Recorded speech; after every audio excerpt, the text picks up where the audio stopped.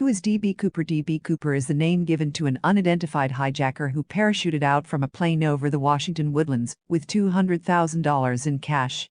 To date, this is the only unsolved hijacking in U.S. history. Cooper actually bought a ticket under ID with the name Dan Cooper, but a miscommunication led to a paper publishing that it was D.B. Cooper, which is honestly way cooler and more fitting of the composite sketches. What do you believe actually happened to the famous plane hijacker D.B. Cooper? My thoughts: he died either from the jump that he made or from exposure while trying to escape the forest after he landed. I don't believe that he ever left the woods where he was supposed to have landed.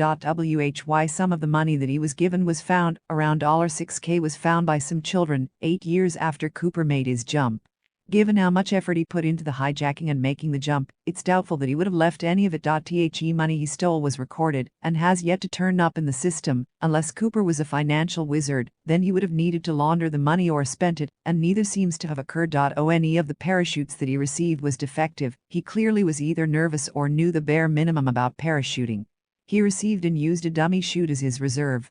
It may have failed and he would have died from the fall. The pilots intentionally flew off course and likely dropped Cooper miles from where he needed to land. The pilot clearly stated that he attempted to fly over the ocean, so that if Cooper did bail out that he would drown.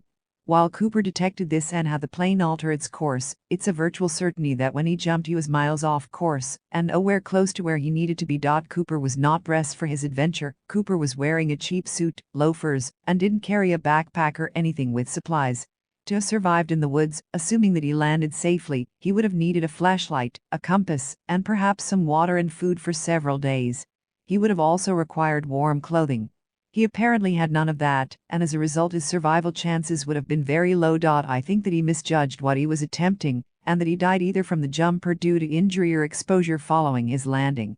The finding of the money was key as it was his primary motivation, and not taking it would not have been a decision that he likely would have made.